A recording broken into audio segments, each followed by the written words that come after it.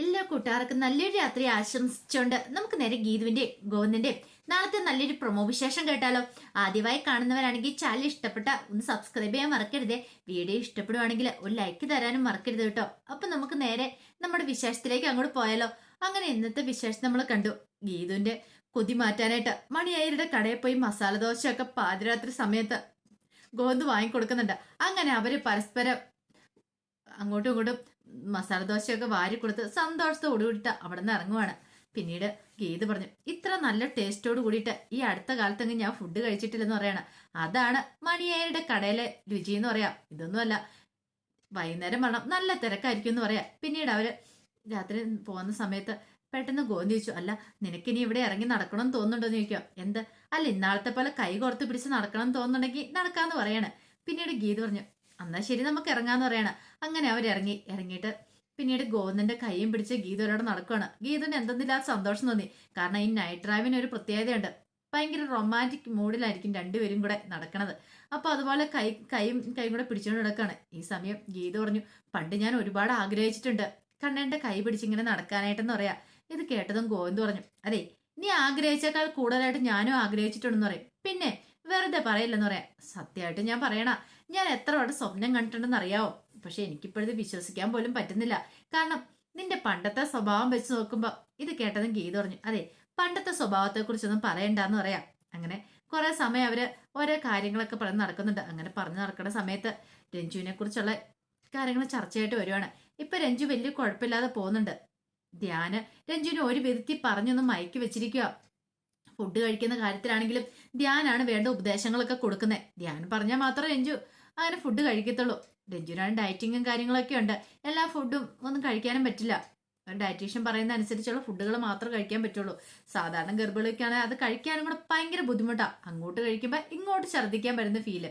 പക്ഷെ എന്ത് ചെയ്യാൻ പറ്റും, ധ്യാൻ നിർബന്ധപൂർവ്വം പറഞ്ഞു കഴിയുമ്പോൾ ആ സ്നേഹം കൂടെ ആയി കഴിയുമ്പോഴത്തേനും രഞ്ജുവിന് കഴിക്കാതിരിക്കാൻ പറ്റില്ല. ഈ സമയത്ത് ഗീതു ഗോവിന്ദനോട് പറഞ്ഞു, പാവൻ രഞ്ജു കഷ്ടമുണ്ട് അവളുടെ കാര്യം ഓർത്ത് കഴിയുമ്പം.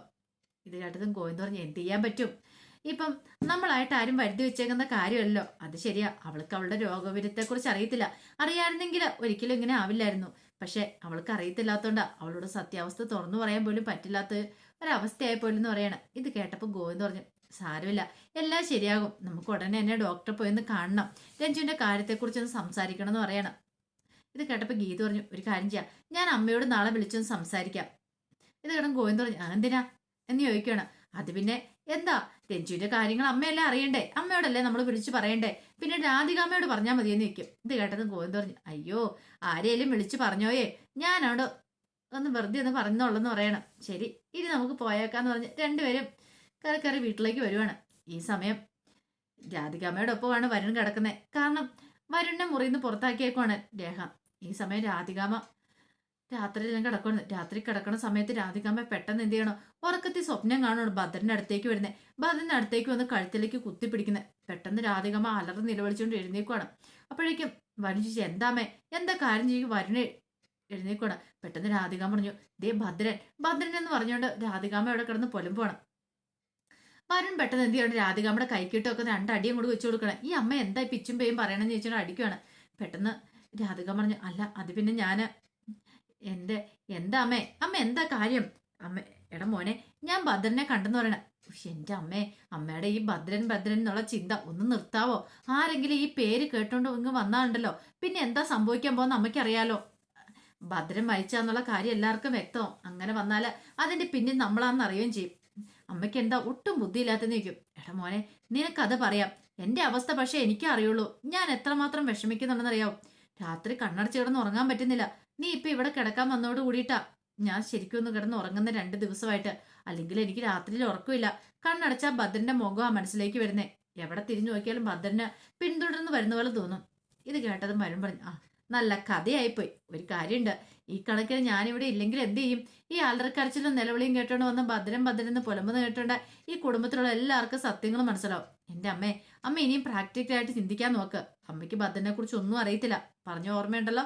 ഇനി ആ പേര് പോലും ഇവിടെ മിണ്ടിപ്പോയേക്കളെന്ന് പറയണം. അവസാനം രാധികാമ്മ ഒരു വിധത്തിൽ കണ്ണടച്ച് കിടന്ന് ഉറങ്ങുവാണ്. രാധികാമ്മയ്ക്ക് കിടന്നിട്ട് ഉറങ്ങാനേ പറ്റുന്നുണ്ടായിരുന്നില്ല. ഈ സമയം രേഖ ഉറങ്ങാതിരിക്കുക. രേഖയ്ക്കാണെങ്കിൽ കാലും കൈ കട്ട് കഴിക്കാൻ തോന്നി. ഒരുപക്ഷെ ഈ സമയത്താണ് ഭർത്താവിന്റെ സമീപം ഏറ്റവും കൂടുതൽ ഭാര്യ ആഗ്രഹിക്കുന്നത്. താൻ പ്രഗ്നന്റ് ആണെന്ന് അറിഞ്ഞിട്ട് പോലും വരനായിട്ട് തന്നോട് സ്നേഹമില്ല. പറഞ്ഞിട്ട് കാര്യമില്ല. ഒരു കണക്കിന് വരാതിരിക്കുന്ന നല്ല മുറിയിലേക്ക് വന്നിട്ടുണ്ടെങ്കിൽ പിന്നെ വരനാടിന്റെ സ്വഭാവം നന്നായിട്ട് അറിയാവുന്ന. അന്ന് ഒരു പ്രാവശ്യം കാണിച്ചതിന്റെ ബലം ഇപ്പൊ താൻ അനുഭവിച്ചുകൊണ്ടിരിക്കുന്നത് തന്നെ അവൻ മനഃപൂർവ്വം ചതിക്കുകയോ ചെയ്തേ. പക്ഷെ ഇത് ഒരിക്കലും പ്രതീക്ഷിച്ച കാര്യമില്ല. അതൊക്കെ ഓർത്തപ്പോൾ രേഖയ്ക്ക് കണ്ണ് നിറഞ്ഞു പോയി. ഒന്നും വേണ്ടിയിരുന്നില്ല, ഈ വിവാഹമോ പ്രണയമോ ഒന്നും വേണ്ടിയിരുന്നില്ല എന്ന് തോന്നിപ്പോയി. എന്ത് ചെയ്യാനാ, ഇനിയിപ്പൊ പറഞ്ഞിട്ടൊരു കാര്യമില്ലോ എന്നൊക്കെ ഓർത്തുകൊണ്ട് രേഖ വിഷമിച്ച് കിടക്കുകയാണ്. അങ്ങനെ പിറ്റേ ദിവസം രാവിലെ ആയി കഴിഞ്ഞപ്പോഴത്തേനും രാധികാമ്മ എഴുന്നേറ്റ് വരുവാണ്. എഴുന്നേറ്റ് വന്നു കഴിഞ്ഞപ്പോഴത്തേനും കാഞ്ചന വന്നിരിച്ചു. അല്ല, ഇന്നലെ എന്താ മാമിയുടെ മുറിയിൽ നിന്ന് ഒരു കരച്ചിൽ കേട്ടായിരുന്നല്ലോ എന്ന് പറയണ. കരച്ചിലോ? ആര് കരഞ്ഞു? ഓ, ഞാൻ ഇന്നലെ കേട്ടായിരുന്നു പറയണ.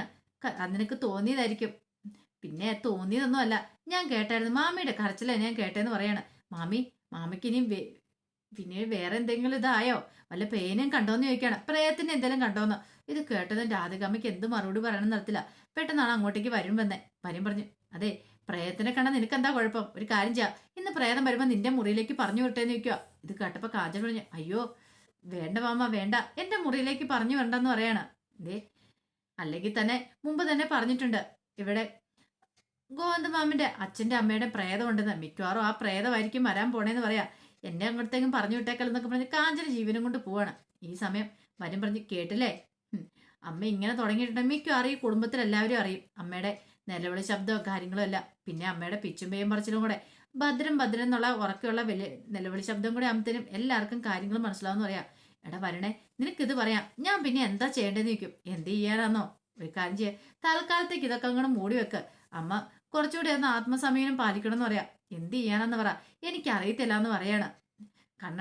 കണ്ണടയ്ക്കാനും പറ്റുന്നില്ല. ഇപ്പൊ പകല് പോലും എനിക്ക് പേടിയായി തുടങ്ങിയിട്ടുണ്ട്. ഇപ്പൊ തന്നെ കണ്ടില്ലേ. ഇത് കേട്ടതും പെട്ടെന്ന് തന്നെ വരും പറഞ്ഞൊരു കാര്യം ഞാൻ പറഞ്ഞേക്കാം, ഇതെങ്ങാനും ഗോവിന്ദന്റെ ചെവിയിൽ എത്തിയിട്ടുണ്ടല്ലോ അറിയാലോ, പിന്നെ എന്താ സംഭവിക്കാൻ പോകുന്നത്?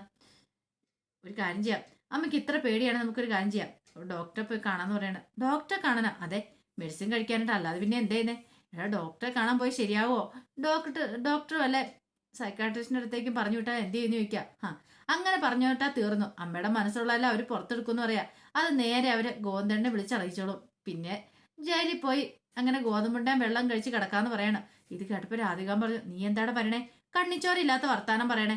അല്ല പിന്നെ ഞാൻ പറയാനുള്ള കാര്യമല്ലേ പറഞ്ഞേ, സംഭവിക്കാൻ പോകുന്ന അതൊക്കെ തന്നെയാ. അമ്മയ്ക്ക് ഇനിയിപ്പം ഈ നിലവിളി ശബ്ദമൊക്കെ കൂടുവാണെങ്കിൽ ഈ കുടുംബത്തിൽ എല്ലാവരും അറിയും. അമ്മേനെ നേരെ ഡോക്ടറെ അടുത്തേക്ക് ഗോവിന്ദൻ കൊണ്ടുപോവുകയും ചെയ്യും. പിന്നെ ഞാൻ പറഞ്ഞില്ല എന്ന് വേണ്ട, പിന്നെ അനുഭവിക്കേണ്ട അമ്മ തന്നെയാന്ന് പറയണേ. എന്നെ ഇതിനകത്തേക്കൊന്നും പെടുത്തിയേക്കല്ല, ഞാൻ പതുക്കെ ഊരിപ്പോരെന്ന് പറയാം. ഓഹോ, അങ്ങനെയല്ലേ, അങ്ങനെയാണെങ്കിൽ നിന്നെക്കുറിച്ചുള്ള തെളിവുകൾ അനാർക്കലിന്റെ കൈവശമുണ്ട് എന്ന് പറയുവാണ്. അത് കാണിക്കണമെന്ന് നിൽക്കും. ഇത് കേട്ട് കഴിഞ്ഞപ്പോഴത്തേക്കും വരണമെന്ന് ഞെട്ടി. അമ്മ എന്തൊക്കെയാ പറയണമെന്ന് നിൽക്കും. നിനക്കൊന്നും മനസ്സിലായില്ലല്ലേ? അതെ, മനസ്സിലാക്കി തരുന്ന തെളിവുകൾ അനാർക്കലിന്റെ കയ്യിലുള്ള അറിയാലോ. എത്രയും പെട്ടെന്ന് അവൾക്ക് പണം കൊടുക്കണമെന്ന് പറയണേ.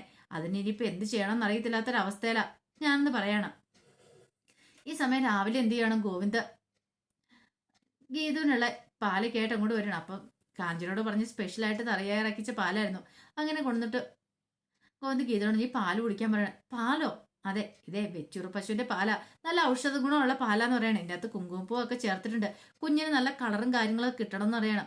ഇത് കേട്ടതും ഗീതു പറഞ്ഞു, എനിക്ക് വേണ്ട കണ്ണേട്ടാ, എനിക്ക് രാവിലെ ഇങ്ങനെ പാല് കുടിക്കുന്ന ഇഷ്ടമില്ല എന്ന് പറയണം. അത് പറഞ്ഞിട്ട് കാര്യമില്ല, കുടിക്കണമെന്ന് പറയണം. ഇച്ചിരി അങ്ങോട്ട് കുടിക്കാണ്ട് അങ്ങനെ വായിലേക്ക് വെച്ചും ഗീതുരങ്ങ് എന്തോ ഛർദ്ദിക്കാൻ വരുന്ന പോലെ തോന്നി. പെട്ടെന്ന് ഗീതു എന്ത് ചെയ്തു, അതങ്ങ് വേണ്ടാന്ന് പറയണം. അപ്പോഴേക്കാണ് കാഞ്ചന ചായയും കൊണ്ട് വന്ന ഗോവിന്ദനുള്ള. പെട്ടെന്ന് ഗീതു ആ ചായയും കൂടി മേടിച്ചു. അതെ, ഇത് ഞാൻ കുടിച്ചോളാം എന്ന് പറയണം. ഓഹോ, അപ്പൊ നിനക്കിത് കുടിക്കാൻ പറ്റില്ലേ, പാലല്ലേന്ന് ചോദിക്കുകയാണ്. എന്റെ കണ്ണേട്ടാ, എന്നെ നിർബന്ധിക്കരുത്, എനിക്കിത് കുടിക്കാൻ പറ്റില്ലെന്ന് പറയാം. അതെ, ഇതിനെന്നാ കുഴപ്പമുള്ള ഞാൻ നോട്ടെ, നല്ല ഒന്നാന്തരം പശുവിന്റെ പാലായത്, കുങ്കുമപ്പൂ ഇട്ട് കുടിച്ചാൽ ഒരു കുഴപ്പം വരാനില്ല എന്ന് പറയണം. ഇത് കേട്ട് കഴിഞ്ഞപ്പം ഗീതു പറഞ്ഞു, ഒരു കാര്യം ചെയ്യ, അന്നെങ്കിൽ കണ്ണേട്ടൻ തന്നെ ഇതങ്ങോട്ട് കുടിച്ചോളാൻ പറയാണ്. ഇത് കേട്ട് കഴിഞ്ഞപ്പോഴത്തേനും ഗോവിന്ദൻ പറഞ്ഞു, ഞാനാ? അല്ല പിന്നെ കണ്ണേട്ടൻ കുടിച്ചോ, കണ്ണേട്ടൻ ആരോഗ്യം ഉണ്ടാവട്ടെ എന്ന് പറയാണ്. എനിക്ക് എന്നാലും അത് വേണ്ടെന്ന് പറയണ. ഗോവിന്ദ് എന്ത് ചെയ്യാണ്, കുടിക്കാനായിട്ട് അങ്ങോട്ട് ചുണ്ടോട് അടുപ്പിച്ച് കഴിഞ്ഞപ്പോഴത്തേനും ഇച്ചിരി ഒന്ന് വായി വെച്ച് കഴിഞ്ഞപ്പോഴത്തേനും ഗോവിന്ദന് അതിന്റെ ടേസ്റ്റ് ഇഷ്ടപ്പെട്ടില്ല. അയ്യോ, എന്ത് പറ്റി കണ്ണേട്ട, എന്താന്ന് ചോദിക്കുകയാണ്. ഗോവിന്ദന് ഛർദ്ദിക്കാൻ വരുവാണ്. ഇപ്പൊ ഇതേ കണ്ണേട്ടനാണോ ഞാനാണോ ഗർഭിണിന്ന് ചോദിക്കുക. ഇത് കേട്ടതും ഗോവിന്ദൻ ഒന്നും മിണ്ടാതെ വെക്കോന്ന് പറയണ. എന്താ കുഴപ്പം, കണ്ണേട്ടൻ കുടിക്കാൻ പറയണ, എന്നെ വലിയ കുറ്റം പറഞ്ഞല്ലേ. അപ്പൊ പിന്നെ ഗർഭിണികളുടെ കാര്യം പറയാനുണ്ടാവും. ഓരോന്നൊക്കെ കഴിപ്പിക്കാനും കുടിപ്പിക്കാനും ആയിട്ട് നിർബന്ധം പിടിച്ചോണ്ടിരുന്നൊരു കാര്യമില്ല. അതിന്റെയൊക്കെ ടേസ്റ്റ് എന്താണെന്നും കൂടെ ഒന്ന് മനസ്സിലാക്കണമെന്ന് പറയാം. ഇനിയിപ്പോ പറയാൻ പറ്റില്ല, കാഞ്ചനയാണ് കൊണ്ടേ കൊടുത്തിരിക്കുന്നത്. രാധികാമ്മയാണ് എങ്ങനെ ഗീതുവിന്റെ വയറ്റിലുള്ള കുഞ്ഞിനെ ഇല്ലാതാക്കാൻ വേണ്ടിയിട്ട് കച്ച കെട്ടി ഇറങ്ങിയിരിക്കുക. എങ്ങനെ ആ കുഞ്ഞിനെ ഇല്ലാതാക്കണം. അപ്പൊ കുഞ്ഞിനെ ഇല്ലാതാക്കാനായിട്ട് എന്ത് പ്രയോഗം നടത്താൻ വേണ്ടി തയ്യാറായിട്ടിരിക്കുന്നത്. അപ്പൊ ഇനിയിപ്പൊ പാലോ അല്ലെങ്കിൽ ഫുഡ് എന്തെങ്കിലും സ്പെഷ്യലായിട്ട് കൊണ്ടേ കൊടുത്ത് സൂക്ഷിക്കേണ്ടതുണ്ട്. അവരതല്ല അതിലപ്പുറം ചെയ്യുന്ന തരക്കാരിയാണ്. അപ്പൊ അതിന്റെ വിശേഷങ്ങളൊക്കെ നമ്മൾ കാണാൻ പോകുന്നത്. ആ വിശേഷങ്ങൾക്കായി നമുക്ക് എല്ലാവർക്കും കാത്തിരിക്കാട്ടോ. ഒരിക്കൽ കൂടി എല്ലാവർക്കും നല്ലൊരു രാത്രി ആശംസിച്ചു നിർത്തുന്നു.